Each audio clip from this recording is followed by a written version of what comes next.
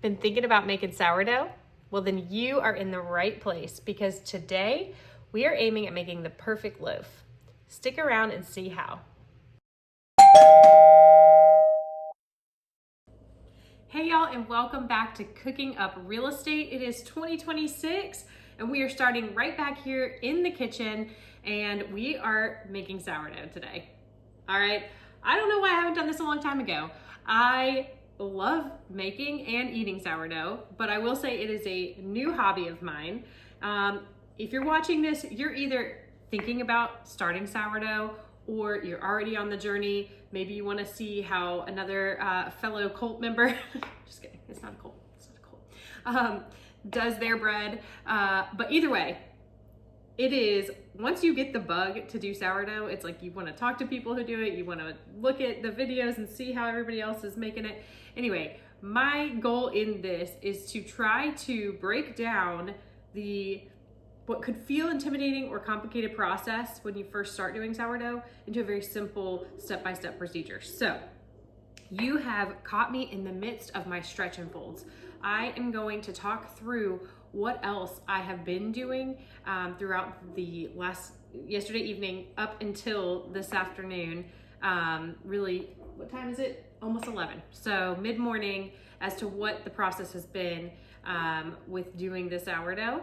And if this is your first time catching me on the channel, my name is Stacy Roberts. I am a realtor here in Harris County, Georgia.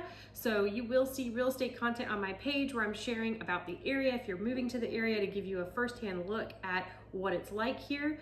I also have always had a passion for cooking, and so I love to connect with my audience through cooking, which is what we're doing here today.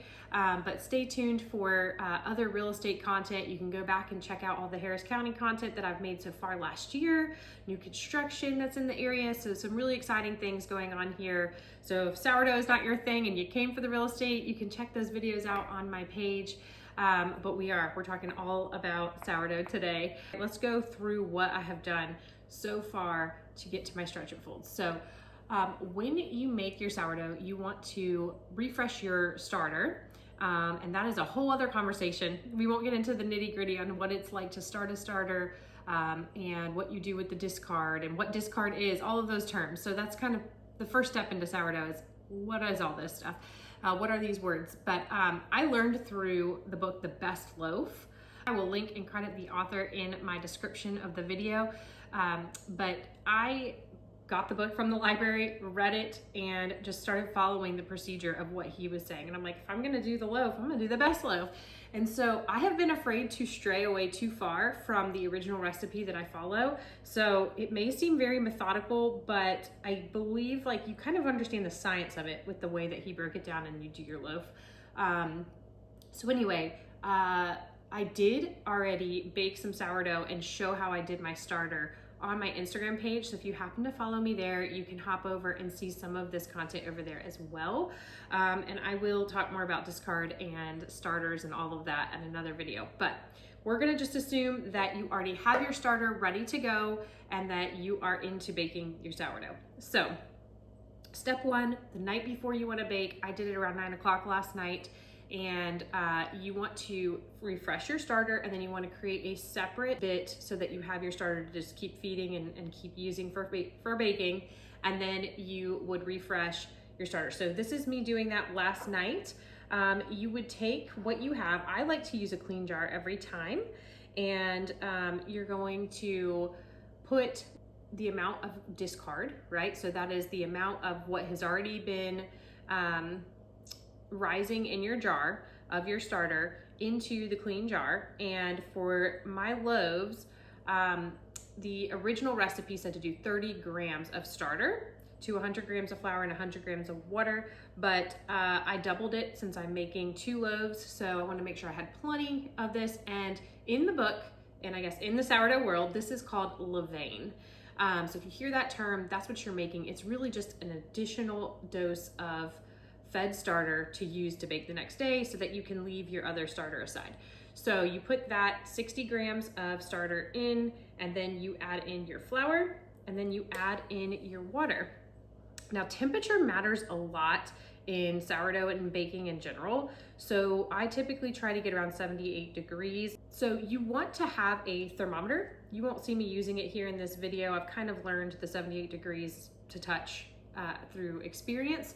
But you want about 78 degrees so that your starter will rise well. Temperature matters so much when you're doing your starter. And then once you have fed it and you've mixed it up as you see here, then you want to put it on the fridge to rise. So part of doing sourdough is having the right equipment, okay? So I would recommend, if you are getting into sourdough and you've just started, something you absolutely need is a kitchen scale. You would have seen me using that in the video. One that can weigh in grams, and then also a thermometer, okay? So my little digital thermometer, the simple one, has broken. So you'll see me using this one. I stole it from my husband's barbecue set. It is one that has like multiple probes and it's a little complicated. This is a little high-end or like deluxe. You don't need something like that. Just a simple digital read thermometer you can get at any real like, you know, kitchen store, Walmart, Target, wherever. So the next step, after we've gotten our starter ready, we've gone to bed, we've let it rise, we get up the next morning, and then here I am making the, what they call the Autolyse step in the best loaf. So this is where you're gonna put all the flour that goes into your loaves and all your water, or majority of your water. We'll talk about that some more. But again, you're gonna get your kitchen scale out, you're gonna put in 1,000 grams of flour. I am doing a full white loaf, just white flour. I do use a specific kind of flour. I use King Arthur's. It's not enriched. It has enough protein. It's not technically a bread flour, but it has enough protein to work in sourdough really well. Then we're adding in 600 grams of water. Now, hold up for just a second. You're gonna see me in my video writing on a notepad. I am going to attach this formula in the description as well. This is getting us to our desired dough temperature. So again, the temperature for sourdough is so important, and you need to make sure that you're getting it to the desired temperature around 78 degrees, right? We talked about that when we're refreshing our starter. This time of year, it's winter in Georgia. We're still pretty chilly. I am actually gonna bump my heat up for some of my bulk ferment process and my rising process so that my dough gets a good rise on it. But as we are putting in the water at this initial step, this is gonna be like I said, all of the flour, all the water, the temperature matters to get our dough to the right temperature. So I am doing the formula. I will attach it below. We're not gonna get into the nitty gritty of that, but trying to find out how warm does our water need to be. So again, my environment's a little cooler, so we're trying to get to 78. So my water is gonna have to be pretty warm. And in this case, it was 114 is what my formula showed I needed. So I am going to add that water in. Also moisture, you're gonna find as you work with your dough what you actually need. Do you need this much water? Do you need a little less? Do you need to add some flour in your stretch and fold process? We'll kind of feel that out as we go, and I can tell you the textures I'm feeling and seeing so you can see it visually as well. So that is the Autolyse step. You're gonna do that the next morning, and I did get my Levain out. That was part of the measuring of the temperature. So if you saw me doing that, that's what that was about. And then we are going to put this in a warm spot, my warm spot in my kitchen. This is something else you're gonna learn as you do sourdough. My warm spot in my kitchen that works perfectly for rising dough is above my refrigerator. I tried it in all kinds of places. You'll see me fail at it in my Instagram videos when I first started my starter. Some things were a little too hot, some things were a little too cold, and everybody's environment in their home is a little different. So just figure that out for yourself. For me, again, above the refrigerator. And so that's where we're gonna put our Autolyse, our flour and our water mixture up above. And you saw too, like as I mixed it up, it was a shaggy consistency. That's exactly what you wanna see. So then we wait 30 minutes, and then we're gonna add in our fed starter or Levain, as we talked about before, that we created last night at this next step along with the salt. And y'all, that is it. And just so you know, a starter is flour and water. Flour, water, time, and God's good grace on creating this amazing fermentation process. It's so cool. So that is all that is in a true sourdough loaf. Flour, water, salt. So that is gonna go into this next step. This is called the mix. So you're gonna see me doing that here because I have already done all these steps ahead of making this video. So you see me here adding in, and again, we've got our kitchen scale, we're weighing it out. I had already weighed my salt, so that 20 grams of salt is going in. Again, we're making 2 loaves. To me, it's the same amount of effort, but you get double the goodness at the end by doing 2 loaves at a time. So 20 grams of salt, 220 grams of Levain, and it does call in the recipe for 30 grams additional water, but to me, mine is always too moist. So I don't usually add any more water at this step. So you can see how your dough feels. If it's too wet, add the flour. If it's too dry, like it's not coming together, add a little bit more water. And at this point, you're wanting your desired dough temperature to be at that 78 degrees. So you saw me measured at the beginning. I kind of gave it a thumbs down because my water was almost too hot in my formula that I did, that it is at like 86. So that wasn't quite what I wanted, but it is what we got. So we're gonna just kind of flow with it. You don't have to be perfect at this. If it's like way off, you might not see your rise, or you might not see that your dough or your bread turns out the way you want it. But this is a guide, and I'm learning. Like, as I started, I was so afraid to mess it up. I was like, I have to do it exactly right. Like, we're already off 30 minutes from my schedule, y'all. It's fine. We're gonna make it through. But if you are a little off, don't stress about it. Just keep going and see. And then you can learn from it the next time you do it. So yeah, we had a little bit of a discrepancy on temperature. So basically what I'm saying there is if I needed more water, I would have had cooler water to try to cool my dough down just a little bit.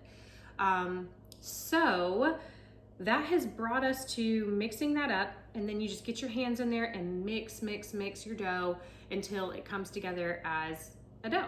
And then you're gonna cover it up, you're gonna put it back in your warm space for 30 more minutes, and now you have started what is called the bulk fermentation process. This is always 4 hours. So you wanna set an alarm for the end of this process. So if your stretch and folds aren't exactly on the 30-minute mark, you still wanna end your bulk ferment at a certain time. Another thing, I am totally shortening up my bulk ferment tonight, so we're gonna see how this all turns out. You're gonna see it real and live, whether it works or it doesn't, because carpool pickup. So if you need to do something like that, adjust it a little bit, see what happens. But 4 hours, set your alarm, and then set a separate timer for 30 minutes, because now we're gonna be doing our stretch and folds, and that is where we're at right here, right now. So I have my mixed dough that has sat for 30. It's really been almost an hour at this point, and we're gonna do our first stretch and folds. And I am realizing, as I said before, you're likely gonna need to adjust your flour or your water at this point. I'm taking my rings off so I don't get dough in there. And I want my flour handy because it already looks wet to me. But I'm gonna pull it out just a little bit and see, I can see like a little bit of water, which I've not actually seen it that wet. So yeah, I'm gonna put a little flour in there.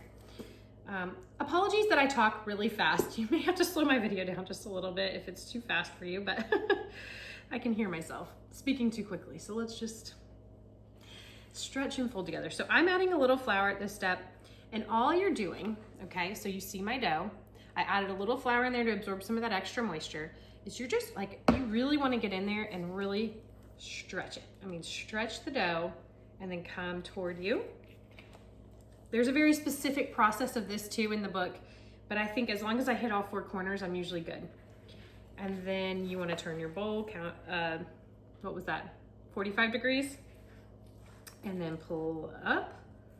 This isn't gonna be perfect, you know? And then we're gonna come across. And yeah, that looks really good and stretchy. My starter was really bubbly, probably the most bubbly I've ever seen. So that was really exciting this morning, seeing how well it's doing. It's about, let's see, I started this last, I wanna say last fall. So it's only been, gosh, it feels like it was so much longer ago. I'll have to look back and see. Maybe it was last winter. Anyway, within the last year, I have started doing sourdough. And so that starter is still my original starter, and it just gets more and more mature, as we all do, right? Or should. So we're stretching and we're folding. That's number 3. And so yeah, I was really excited to see its state. I have a really good friend that I grew up with who has just started sourdough. Megan, if you're watching this, I'm so excited for you that you have started your sourdough journey. And she was like, I think it's ready to bake last night. So I was like really excited for her as well. All right, we're stretching that last side all the way up and down. And now you have done your first set of stretching folds. You do this 3 times within your bulk fermentation process, 30 minutes apart. So let's do that math. That's the first hour and a half of bulk ferment. You need to kind of be ready and in your kitchen or around about to do your 3 stretch and folds. Then for the last, what is that, 2.5 hours? Hands off, which is really awesome. And then we'll get into the next steps as well. But as this goes to sit in its warm space, let me go do that, and then we're just gonna chit chat for a little bit about sourdough and about the channel. All right, our first stretch and fold is complete. The dough is in its warm place, and it's gonna sit there for the next 30 minutes, and we're just gonna chit chat. So I got into doing sourdough because I have a son who is diagnosed ADHD. And one of the symptoms that can present with ADHD is aversive eating. And so it's really tricky to feed him, to find things that he does like and will eat. Loves tomatoes. We are novice homesteaders here, and we will have an entire garden bed dedicated to tomatoes this year because he will help grow them, he'll eat them. It's amazing, it's awesome. But there are a lot of other things that he won't eat or try. So I really wanted to try to make some sort of whole foods that he would eat, that he would like. And so he loves toast, so I'm like, all right, let's do sourdough bread. I'm also trying to perfect a sub roll because he will eat a very basic ham and cheese sub. And even when you buy them at Publix or anywhere else in a bakery, they're still adding the enriched flour to it. They're still adding the other preservatives ingredients that I just really would rather not be in the food.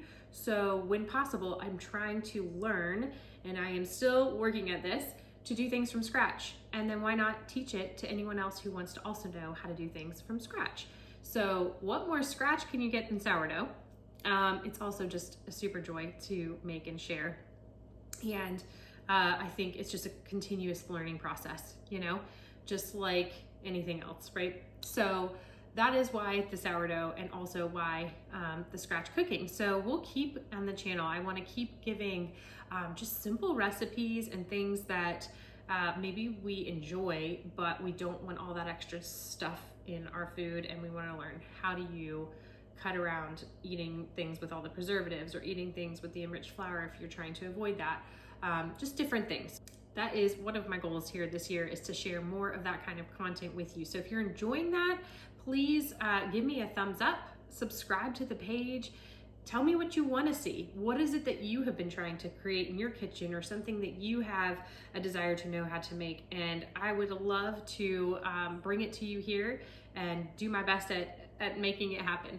So that is what we're looking at with this From Scratch series. And as I mentioned in my chat with Harris County at the end of last year, I was doing a little bit of a recap of what the channel was about, what to expect this year. I had talked about this, right? That not only has it affected my life with my son and his eating, but you see it all over the place with just all of the stuff that is available so easily to our children in the stores, and just that is either branded as healthy, and then it has other hidden ingredients that you are like, oh, I don't want that. Or you might live in a place like I do, very rural. We are in, I don't know if it is technically a food desert. I just learned this term last year, where it is very difficult to find really healthful foods out in local. So a lot of these small rural towns might have like a Dollar General. I will say I have seen some better brands coming into the Dollar General stores around us. And so I'm glad to see that, but it just seems harder to obtain it. I moved here to Harris County from Atlanta. So Atlanta had everything. I mean, you had a Trader Joe's and like most big suburbs in the area. So there were several. You also had a Lidl. I fell in love with Lidl. I don't know if anybody else has heard of this. It's a German grocery store that they brought over, very similar to Aldi, which we do have in Columbus, but bigger and better variety within that as well, and very affordable. There's not really a lot of brands, so there's less on the overhead. So, but there were a lot of straightforward ingredients in that store as well. And so we don't have access to that here in Harris County. You can order in things, you know. Our closest Kroger is 35 minutes to LaGrange, depending on what part of the county you live in. And of course we have Publix, but it's not really the most affordable either. So all of that to say, there are a lot of places and areas where you may not have access to it. You may not be able to afford it. So then what is available for your child to eat is what you can get. And so maybe just to bring back this like old way of doing things, bringing back from scratch cooking, just something that I have a passion for. So I'm excited to share it with you. I hope you enjoy it. If you do, let me know that you enjoy it. Send me a comment below and let's connect and talk about what it is you're cooking in your kitchen and what desire and passion you have for your cooking and bringing these kind of healthful ingredients closer to home. So we are gonna wait on our dough to be ready for its next stretch and fold, and we will get that going and then continue on this process. We're gonna get all the way to a beautiful baked loaf. We're gonna crack it open and we're gonna see what we get. And I'm hoping for some beautiful air bubbles and just a perfect loaf. Quick pause for just a second. If you are thinking about buying, selling, or just entertaining your options here in Harris County, Georgia, I would love to help. You can book a free real estate consultation directly with me where we can talk through your situation and see what makes sense for you. You can book directly on my Google Calendar with the link in the description or the comments below, and there's also a QR code on my page. All right, let's get back to it.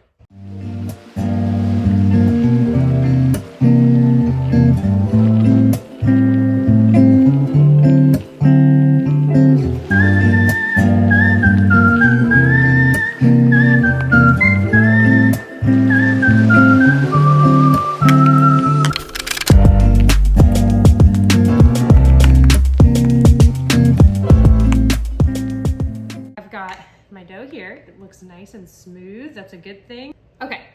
I probably put more than I needed of flour on the board, but, normally I would just do a nice light dusting, kind of like that motion to get it on there, but my hands were wet, and my hands were wet because I was going to mention and forgot to mention this whole time that depending on the consistency of your dough, this is like pretty perfect. I gotta be honest, like I can touch it, my hands aren't sticking to it, but it doesn't feel so dry that it's gonna come apart. But if your dough is drier or wetter, if it's drier, you want to have wet hands, or if it's sticky, I guess is a better way to say that. You want to have wet hands when you handle it, like when you did your stretch and folds. If you saw in my videos, you might have noticed that my hands were wet, and that was so that they didn't stick to the dough, and I didn't want to add more flour to dry it out. At this stage, for your cutting board or whatever you're gonna shape your dough on, you want to make sure it's got at least a light flouring. That was probably a little heavy, so I just want you to know for your own sake. I'm just using, this is just a bench scrape that I'm going to use to divide this as best I can in half. If you really want it to be exact, you could get your weight or your scale back out and you could weigh each side. I don't think that's necessary, but ooh, okay. This is just a little teaser. In my shorts, maybe before this video will actually air on the YouTube, so it might be there. You could go check right now. I am making chocolate sourdough discard cookies. This is the first time I've used my discard in a cookie, and I'm so excited. Anyway, pause. I'll be right back. A little sneak peek at that. Wow, I cannot wait to try that. We're gonna just stick those cookies back there. I'm gonna bring the camera around so that you can watch me shape this or pre-shape this. Then we are going to let it sit on the cutting board here for the next 30 minutes. Then we'll do our final shaping, and then it's gonna proof on the counter. So we're almost to the baking stage, the cutting and the baking stage. Can't forget about that. All right, let me bring you over here.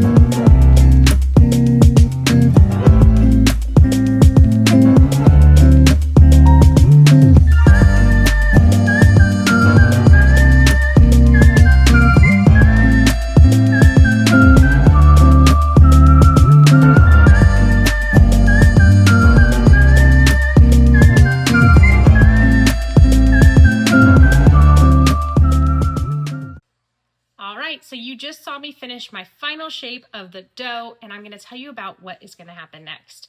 So, in the Perfect Loaf, the method that it calls for is a cold proofing method. So you would take it just as it was, all cute and wrapped up in its little towel and bowl, and you would put it into the refrigerator overnight, and you would bake it off the next morning. It's about an 18-hour cold proofing.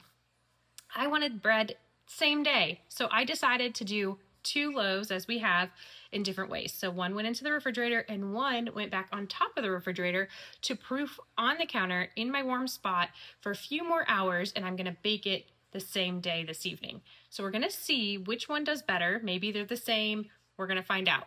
But this is the last proofing that you have after you have shaped your dough. Once you are ready to bake it off, whether you have left it overnight and it's the next morning or it's the same day, you go ahead and get your oven prepared. So to cook your sourdough loaf, you really do want and need a Dutch oven. This is one more piece of equipment that I highly recommend that you have. I have a very old antique, like very heavy duty, like awesome cast iron Dutch oven. You don't need something that intense if you don't have access to that or whatever it is, just any kind of Dutch oven. So one of those ceramic ones, I've got one of those as well from Kohl's, which is really great. Anything will work. There are some very specific ones made for sourdough, so you can look that up on the internet. But you need a Dutch oven and you need to preheat it. So the temperature that we're going to bake this at is 450 degrees. So go ahead and put your Dutch oven with the lid on inside of an oven that is cold, and get your racks kind of low because your Dutch oven's going to sit pretty tall anyway. So before you turn it on, it's nice and cold. Get your racks adjusted so that they're down at the bottom, and then put your Dutch oven in, preheat to 450 degrees, and then you're ready to get your dough out and start to do your cuts.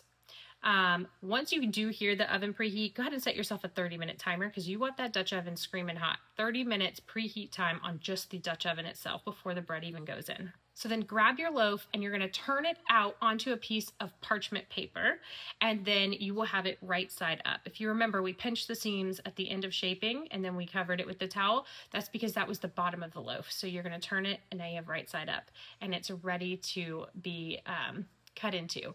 You can use rice flour, and that will give you a really nice, very detailed look to your cuts. It'll be a lot more obvious looking. I just use the same flour that I put in the bread, a white flour, and that works too. You just dust the top, and then you can go ahead and do your cuts with whatever tool you have. You don't have to have anything special here. There are special tools I'm going to show you. I did get one as a gift, but you can even just use a paring knife, okay?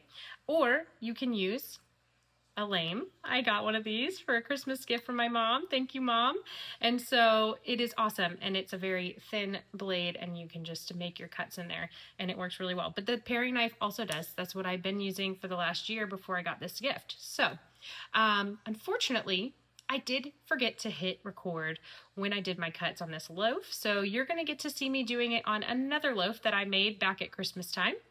You'll see here that I am using the paring knife because, again, that was before I got the lame, and I am making marks and lines to get my design all nice and easy. It was a cute little Christmas tree design that I decided to do. This is a mix-in loaf. This was my first attempt at a mix-in loaf with cinnamon sugar, and it was delicious. But that's why you see there's something brown in the dough as well. So I used the paring knife, and then I used the little scissors to just go ahead, the kitchen scissors, to cut in those little limbs. You can see that there. So once you get your cuts all ready, and your Dutch oven has preheated for 30 minutes, then you can go ahead and take your dough, and with the parchment paper underneath, you can pick up the little corners on it, very carefully remove the lid from the Dutch oven that is going to be screaming hot, put the bread in, again, very carefully, replace the lid, and then you are going to bake that covered for 20 minutes. And I'm going to give you a little reveal of what it looks like at this step. All right, take a peek with me. This is the big boy. This is my old Dutch oven I was telling you about. Let me be real careful. There's going to be some steam that comes out. We're going to remove that. Ooh, look at that. All right, so we are going to put it back in for another 30 to 35 minutes at 450. All right, we have made it. And it is about time for the moment of truth, but I want you to see this. It smells so good. My design could use some work, but I gotta say, the dusting of the flour, even without that white rice flour, pretty good. And here's one of the tests to know if your sourdough has turned out well, is if you push it, hear that crust, that's what you want to hear. It does look like it's risen. It's not a really dense ball. So I'm gonna cut into it and we're gonna see. All right, I'm just gonna cut straight in half. Oh yeah. Now what we want to see, I'm gonna give you, I haven't even looked yet. We want to see little air bubbles inside, knowing that our starter had fermented and that our dough rose. So I'm gonna let you see it before I see it. Let's see. Ooh, okay. So there are some. It could be a little bit more risen. So I have the other loaf in the fridge to finish cold proofing, and I wonder if a little more time is going to give it a little more rise. So that is not bad. That is going to be a delicious loaf of bread, but I do wish that there was a little bit more air inside of the dough, so maybe a little more proofing will do that. Okay, if the other one turns out better, I will certainly add that in at the end. Otherwise, this is our time to say goodbye for today. If you have enjoyed the video, please be sure to comment below, like, subscribe, do all the things. I love to know if what I'm creating is what you're enjoying, so just let me know. And I kind of mentioned it a while back last year. For all my Christian brothers and sisters, I have been really inspired this year by the verse in Psalm 127:1 where it says that the builder who builds without the Lord is building in vain, and basically just meaning the opposite. If you are bringing the Lord into what you're building, it is for a purpose. So I just want to be a reminder to all my brothers and sisters out there, and anyone who is not a believer, we can talk about that too. So if you want to, comment below and we can talk about Jesus. But either way, I hope y'all have a blessed day and that you have enjoyed the content, and we will be seeing you on the next video.